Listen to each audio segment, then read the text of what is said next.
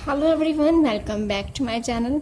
सो student, आज मैं लेकर आई हूँ आपके लिए टॉप इम्पॉर्टेंट एमसीक्यू।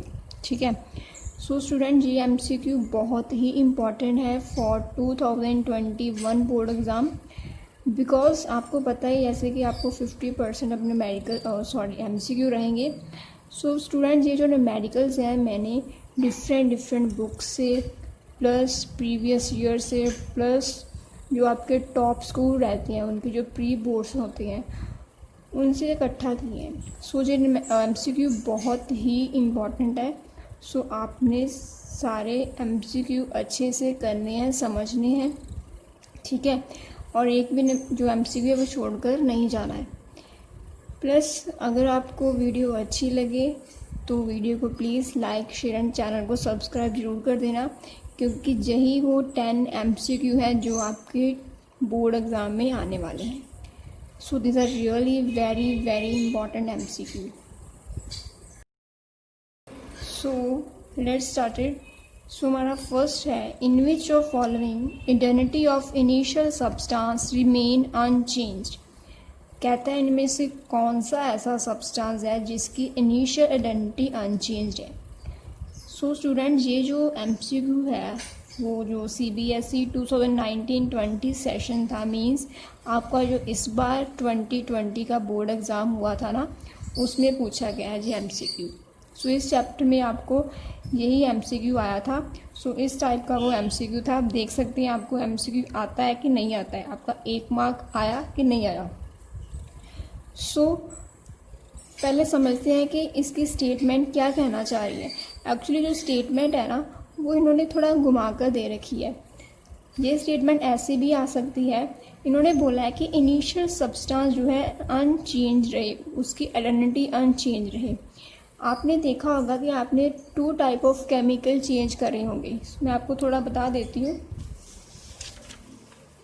जैसे 2 टाइप ऑफ केमिकल चेंज होते हैं, आपने पढ़ रखा होगा। एंड कौन से होते हैं? फर्स्ट होता है आपका फिजिकल चेंज एंड सेकंड होता है केमिकल चेंज। ठीक है। 2 टाइप के चेंज होते हैं, एक फिजिकल चेंज होता है, एक होता है हमारा chemical change. So physical change क्या होता है? फिजिकल चेंज वो होता है जो कि आपका रिवर्सिबल होता है। क्या होता है? रिवर्सिबल होता है। एंड केमिकल चेंज आपका इरिवर्सिबल होता है। अब इसका कहने का मतलब क्या है? फिजिकल चेंज का मतलब है कि आपका जो न्यू सब्सटेंस होगा वो फिर से रिवर्सिबल होकर ओरिजिनल सब्सटेंस में कन्वर्ट हो सकता है, बट केमिकल में ऐसा नहीं होगा। फॉर एग्जांपल, फिजिकल की मैं अगर एग्जांपल दूँ तो लाइक अगर आपके पास आइस है, ठीक है, आइस को आप मेल्ट करते हो तो मेल्ट करने के बाद क्या पाओगे? वाटर पाओगे। ठीक है। आइस को हमने मेल्ट किया तो हमारे पास क्या आ गया? वाटर। ठीक। और अगर मैं वाटर को फिर से फ्रीज कर दूं तो फ्रीज करने पर क्या मिलेगा? फ्रीज करने पर क्या मिलेगा? फिर से आइस मिल जाएगी। तो इस टाइप के प्रोसेस को बोला जाता है हमारा फिजिकल चेंज। ठीक है। आइस को मेल्ट करा, वाटर मिल गया, वाटर को फ्रीज करके फिर से हमने हमारा जो ओरिजिनल सब्सटेंस था वो ले लिया। सो इस टाइप के चेंज को कहते हैं फिजिकल चेंज। एंड जो आपका केमिकल चेंज होता है उसमें इस टाइप का प्रोसेस नहीं चलता है। उसमें क्या होगा स्टूडेंट? फॉर एग्जांपल आपका पेपर है, अगर आप पेपर को बर्न करोगे तो क्या मिलेगा? पेपर को बर्न करने के बाद ऐश मिलेगी। अगर मैं आपसे ये बोलूँ कि मुझे फिर से पेपर बना कर दो मेरा, तो वो नहीं हो सकता, वो इम्पॉसिबल है। सो इस टाइप के प्रोसेस को बोला जाता है केमिकल चेंज, जो कि इरिवर्सिबल होता है, जिसमें हम ओरिजिनल सब्सटेंस नहीं ले पाते। जो न्यू सब्सटेंस है उसकी जो आइडेंटिटी है टोटली चेंज हो जाती है। ठीक है, समझ में आ गया?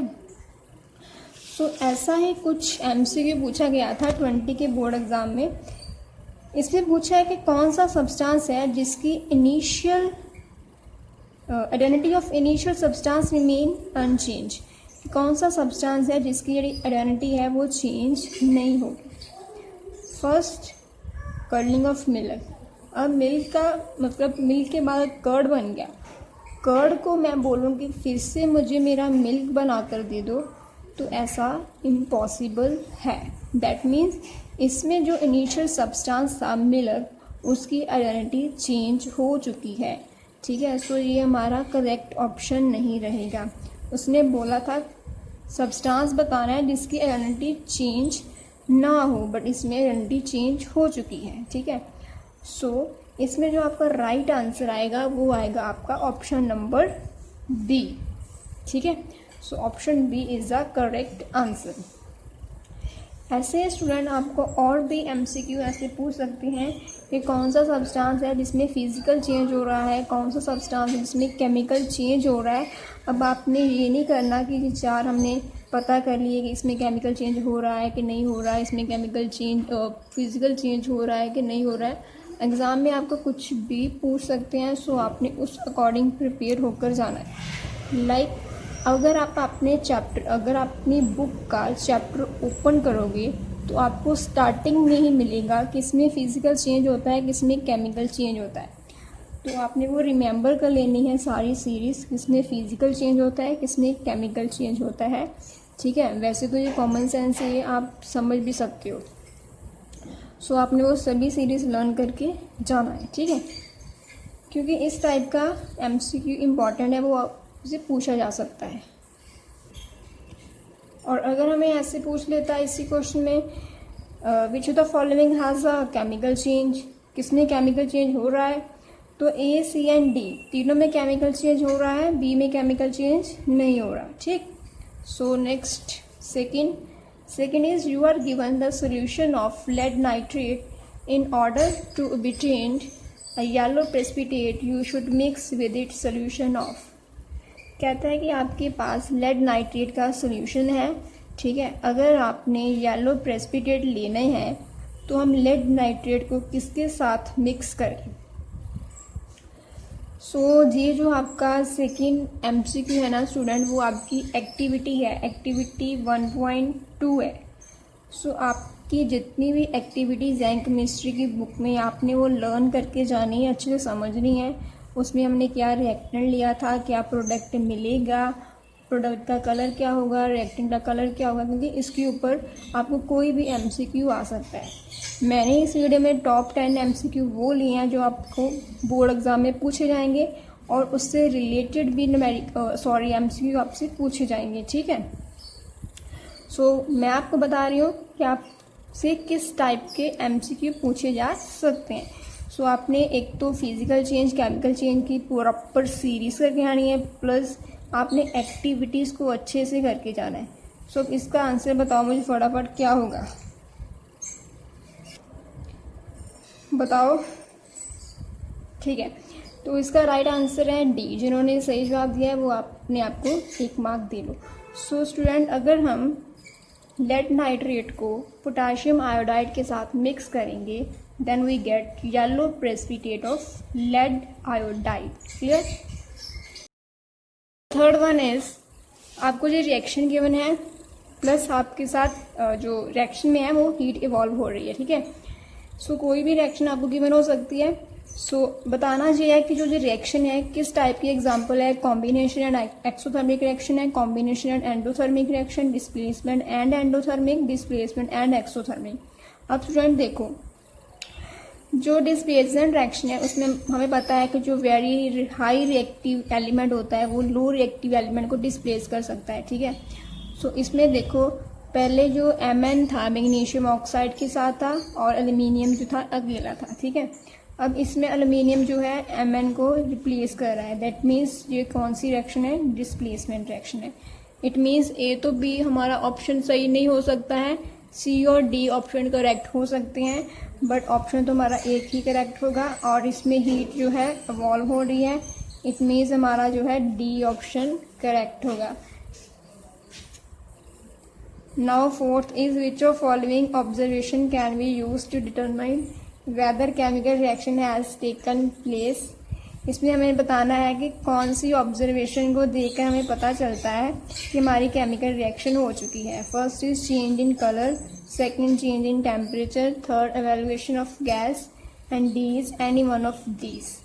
सो इसका राइट आंसर है डी। अगर किसी भी रिएक्शन में उसका कलर चेंज हो रहा है, टेम्परेचर चेंज हो रहा है, गैस बाहर निकल रही है, दैट मीन्स उसकी जो केमिकल रिएक्शन हो रही है। स्टूडेंट मैंने काफ़ी चैप्टर्स पर ऑलरेडी एमसीक्यू बना दिए हैं, इंपॉर्टेंट क्वेश्चंस भी बता दिए हैं। सो चैनल की प्लेलिस्ट एक बार जरूर चेक करें, अदरवाइज इफ पॉसिबल हो सका तो मैं डिस्क्रिप्शन बॉक्स में डाल दूंगी, नहीं हुआ तो प्लेलिस्ट जरूर चेक कर लीजिए और चैनल को सब्सक्राइब कर लीजिए सो दैट आपको सीबीएसई से रिलेटेड जो भी अपडेट्स मिलते हैं आपके पास इजली से पहुंच सकें। नेक्स्ट है student, fifth is the reaction in which heat is evolve. कौन सी रिएक्शन है जिसमें हीट इवॉल्व होती है, उस रिएक्शन को क्या बोला जाता है? सो उस रिएक्शन को एक्सोथर्मिक रिएक्शन ही बोला जाता है, जैसे कि मैंने पहले ही बोल दिया है। सो स्टूडेंट इस बात का ध्यान रखना है कि आपको कोई सी भी डेफिनेशन देखकर पूछ सकते हैं कि ये एक्सोथर्मिक की डेफिनेशन है, एंडो की डेफिनेशन है, ठीक है, रिवर्सिबल इरिवर्सिबल हो गया, कुछ भी मीन्स चैप्टर के रिलेटेड ऑक्सीडेशन रिडक्शन कुछ भी पूछ सकते हैं। सो आपने प्रॉपरली डेफिनेशंस को लर्न करके जाना है। 6 कैसे न्यूमेरिकल एमसीक्यू आ सकते हैं, एक्चुअली मेरे माउस से न्यूमेरिकल ही निकल रहा है क्योंकि मैंने न्यूमेरिकल की वीडियो पहले बनाकर रखी थी। सो न्यूमेरिकल हो रहा है तो सॉरी अगर मैं न्यूमेरिकल बोल जाऊँ, सो क्योंकि हम एमसीक्यू कर रहे हैं। सो इसके बाद है on white washing the walls of room after drying they give shining white look, this is due to the formation of, and this is the most important. बताओ क्या है, ये तो बहुत ही इम्पॉर्टेंट है, आपको पता ही होता है। So right answer is yes B. 7th is the process of respiration. Respiration का प्रोसेस क्या है? Oxidation reaction which is endothermic और oxidation reaction which is exothermic. The right answer is B, this is the oxidation reaction which is exothermic. Next है आपका when crystal of ferrous sulphate are heated they decompose to. जब ferrous sulphate के crystal को heat करा जाता है तो जो किसमें डिकम्पोज होते हैं? सो इसका राइट आंसर है डी।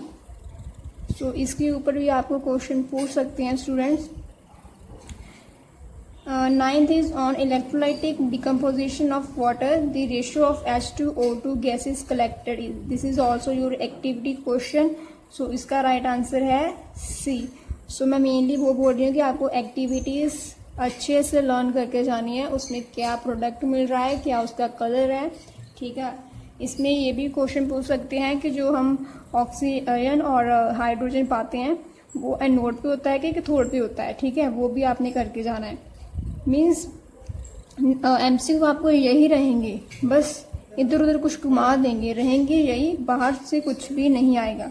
सो जो मैं बोल रही हूँ वो जरूर करना, आप पूरे एमसीक्यू सही करके ही आओगे।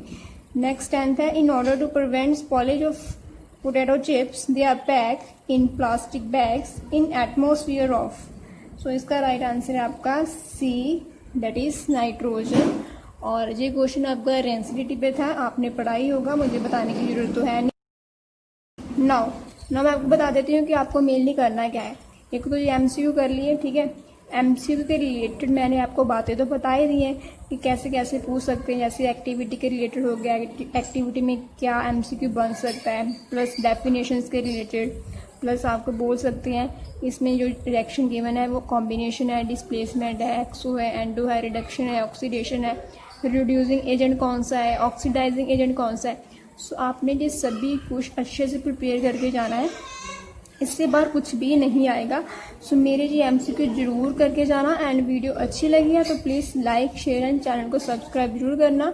और फिर मिलते हैं हम नेक्स्ट वीडियो में नेक्स्ट चैप्टर के एमसीक्यू के साथ।